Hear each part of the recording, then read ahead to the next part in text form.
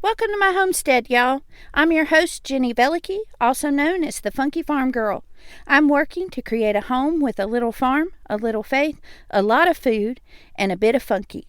I'm learning all about growing and preserving our food supply, raising chickens and children, and becoming more self-sufficient while leaning hard on Jesus. And I want to take you along for the ride. So grab yourself a cup of something wonderful and let's visit a while.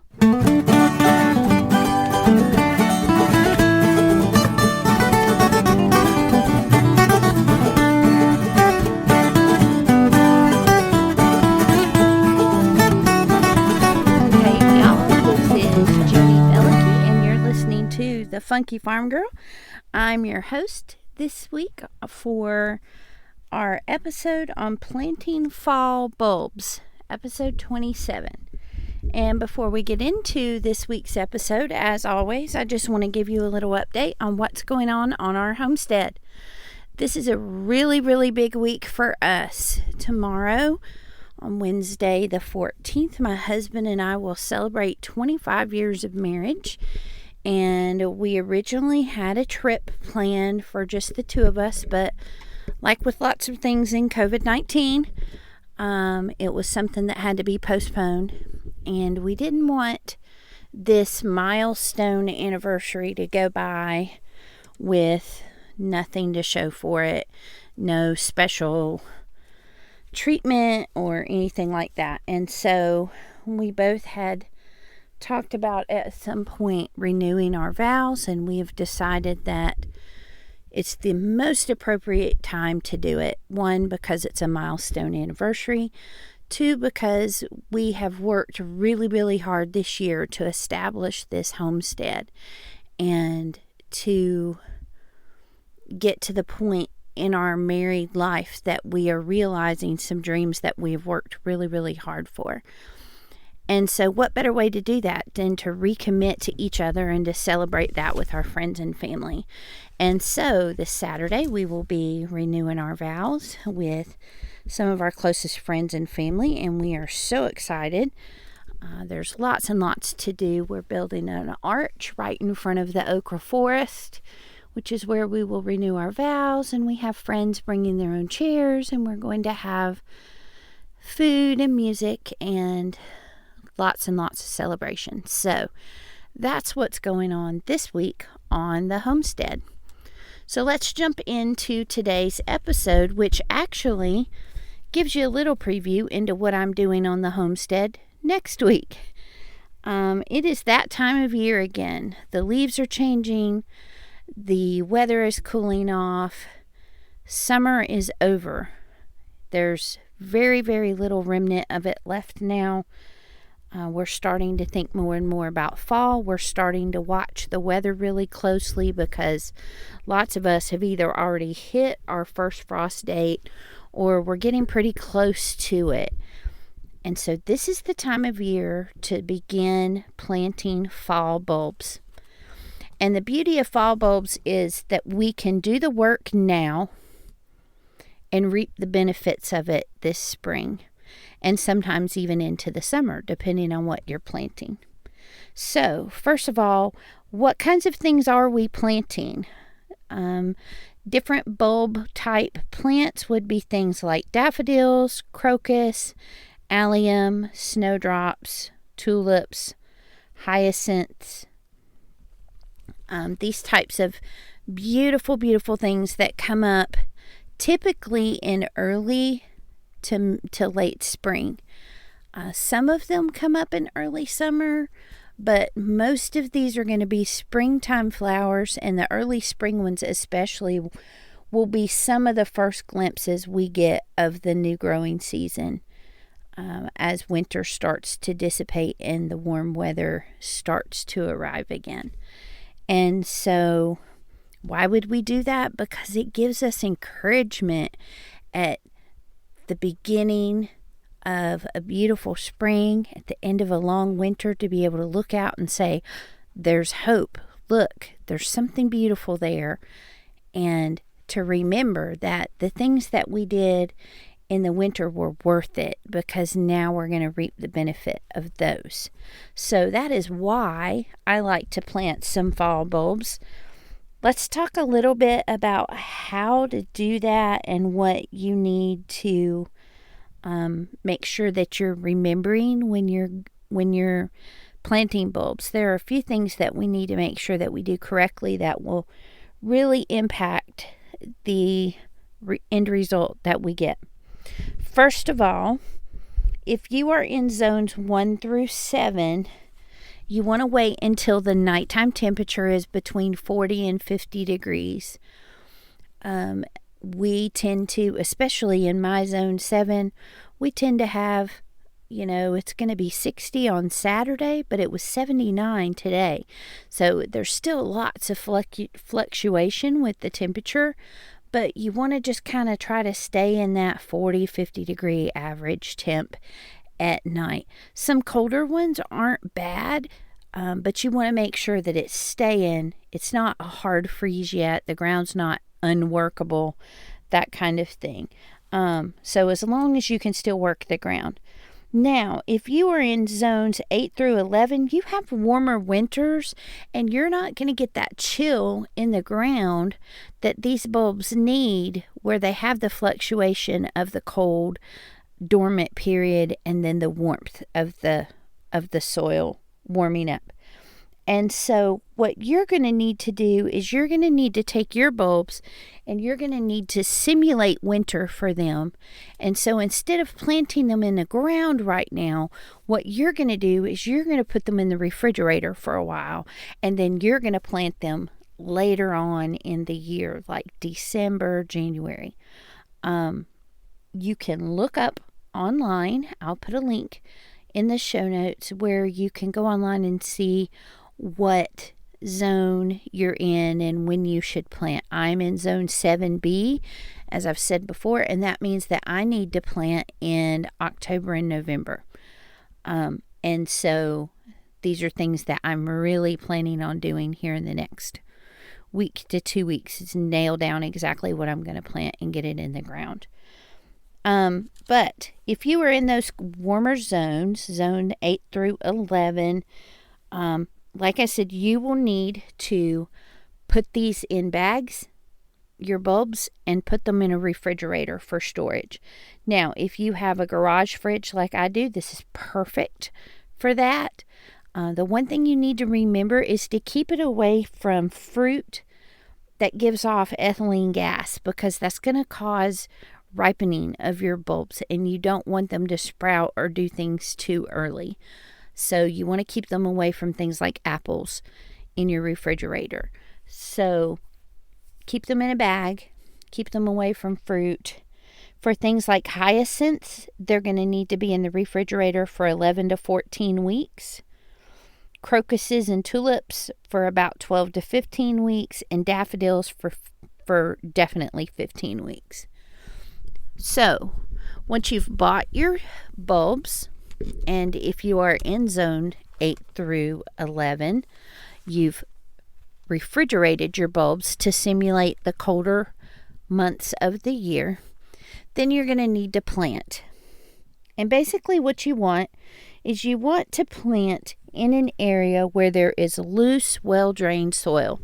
You don't want compacted soil, and you don't want it to be soil that stays really wet, because that will cause your bulbs to rot and they won't do well. So you need to plant big bulbs about 8 inches deep and smaller bulbs about 5 inches deep. And basically you want to dig a big hole where you're going to put it. Bulbs tend to look really good in clusters more than in like neat, tidy rows. So dig the big hole where you want to put several bulbs. Measure down how far. You need, most of the things that you buy bulbs in will have like a measurement on the side of the package or something like that, or use a ruler, and make sure that you get down deep enough. Put the bulbs in there pointy side up. If you can't figure out which side is the pointy side and which side is the flat side, because especially with some of the smaller bulbs, it's really difficult to tell. When in doubt, lay it on its side, and that way it's going to find its way up either way. But pointy side up. And then in the spring, when things start to bloom, what you want to do is cut the flowers but leave the leaves. So as like last year, I had some double tulips that were just beautiful.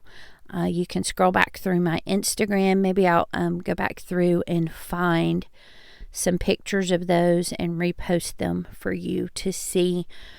But they were just beautiful, beautiful little fancy tulips, double frilled tulips.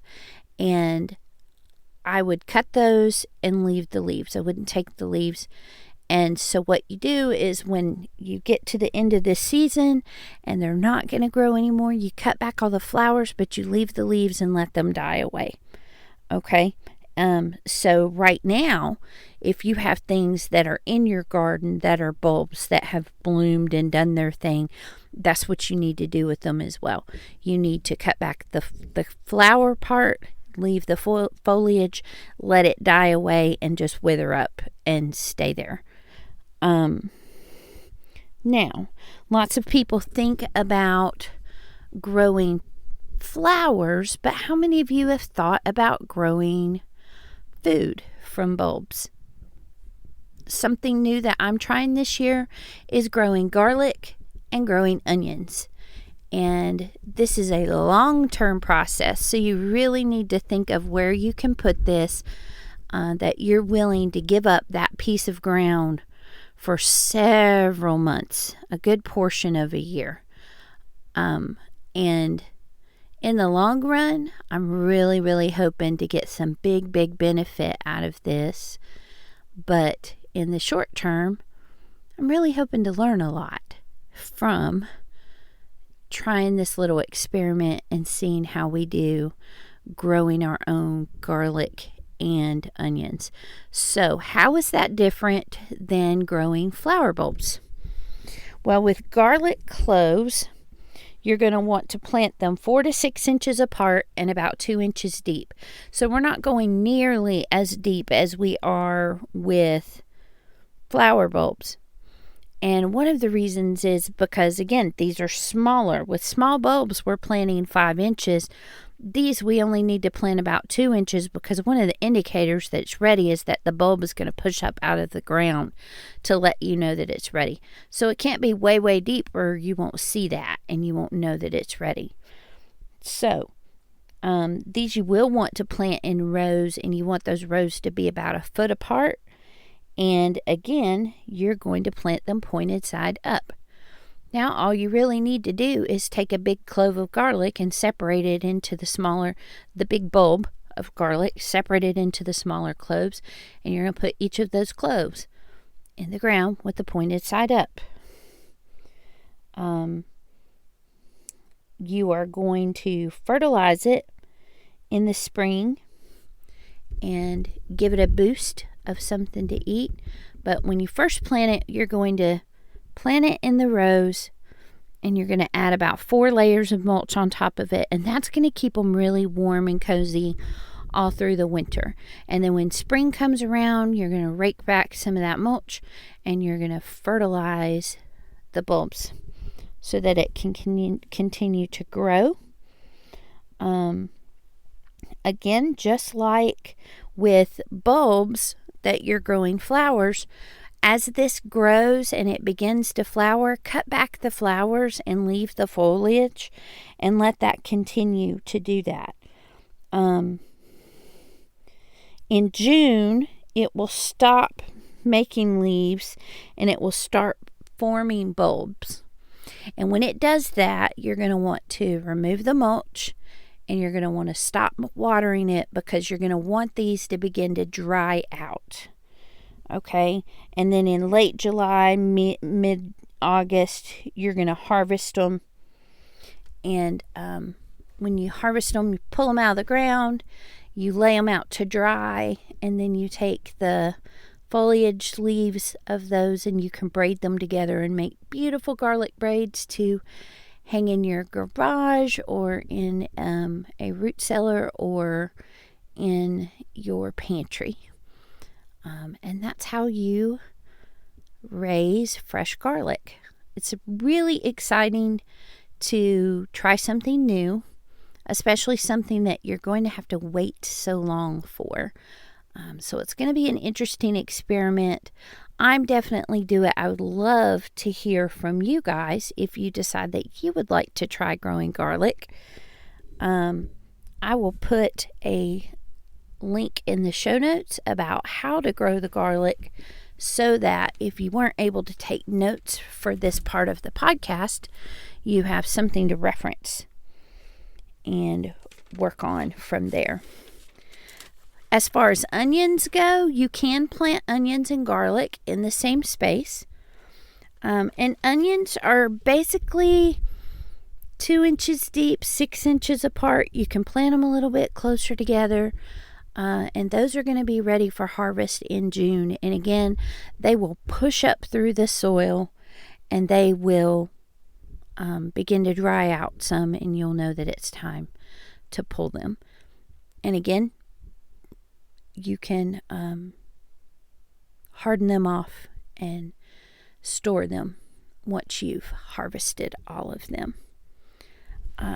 One thing I would like to add with all of this is that garlic and onions can both be also planted in the spring. So maybe your fall is just really, really crazy right now, and it's not really something that you can do at the moment, but maybe in the spring when you're all excited about all the things, you can plant the garlic and the onions in the spring as well. And there are fall flower bulbs that you can also plant in the spring. One that gives you some continuous bloom to look forward to. But with the onions and the garlic, they grow larger and they're more prolific if they have the winter season as part of their growing. But if you're not able to do that, you can still plant them in the spring, and they have plenty of time to grow to adequate size before you harvest them in late summer. So I'm interested to know what it is that you guys are planning to plant. What kind of bulbs do you usually put out? Let me know in the comments or talk to me on Instagram. Don't forget, we are also doing the review challenge right now. I'm trying to get 500 reviews on my iTunes account. So if you would please go to Apple Podcast app, click search in the top right hand corner, type in The Funky Farm Girl, scroll down to the bottom of the screen and click the reviews tab, and then click write a review. I would love it if you could give me 5 stars and an amazing review. And in thanks, you can pat yourself on the back and just know that you have my appreciation for helping me to get the Funky Farm Girl in front of more eyes so that I can get it into more ears. Next week, we'll be talking about apples and all the different ways you can use your apple harvest, whether you're getting it from the farmer's market or you're going to a local orchard to pick. Until next time, I'll see you soon. Thanks for stopping by, y'all. If you're inspired by what you've heard today, the best compliment you can give me is to share the Funky Farm Girl with your friends. You can stay connected by following the Funky Farm Girl on Instagram, Facebook, and YouTube. Until we meet again next week, remember to bloom where you're planted.